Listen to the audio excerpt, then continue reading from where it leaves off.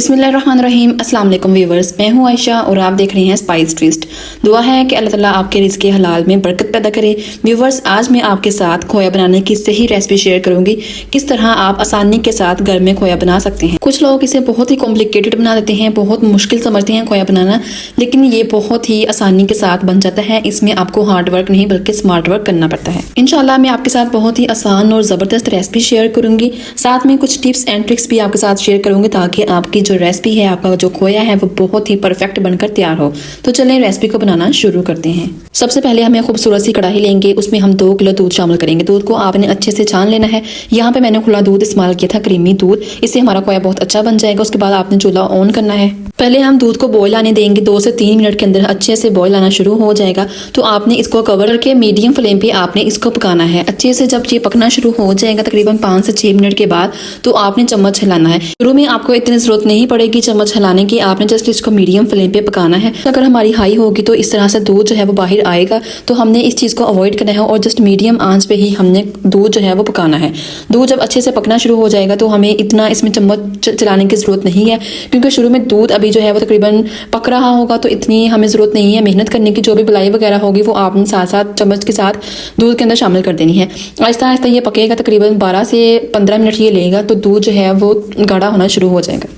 साइडों में जो भी बुलाई वगैरह लग जाएगी आपने उसको उतार लेना है।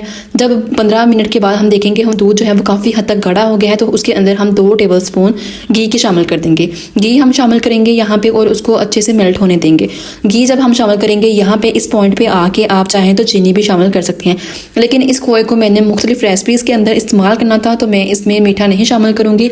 मैंने जस्ट इसमें घी को शामिल किया है। मज़ीद हम इसको 5 मिनट के लिए पकाएंगे। यहाँ पे हमने चम्मच जो है वो चलाते रहना है, ठीक है। इसमें फिर एंड पे हमें ख़तरा होगा कि जो हमारा खोया है वो नीचे ना लग जाए, इसलिए आपने चम्मच जो है वो साथ साथ हिलाते रहना है।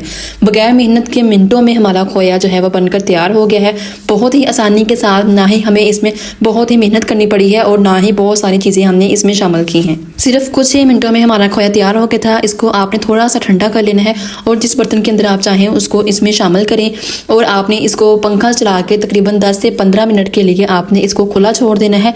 उसके बाद आपने इसको फ्रिज के अंदर रख देना है। यहाँ पे आपने इसकी जो भी बाफ वगैरह थी वो निकाल लेनी है। अब यहाँ पे मैं आपको इसकी कंसिस्टेंसी दिखाऊं।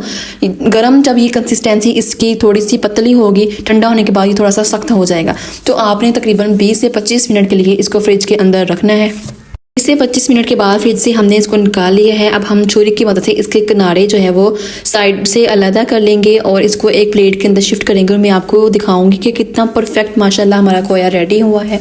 इसको आप मुख्तलिफ चीज़ों के अंदर शामिल करें, ज़रदा बनाने के लिए, मीठे चावल बनाने के लिए, खीर के ऊपर डेकोरेशन करने के लिए, गजरेला बनाने के लिए, बहुत सारी चीज़ों में आप इसको शामिल कर सकते हैं।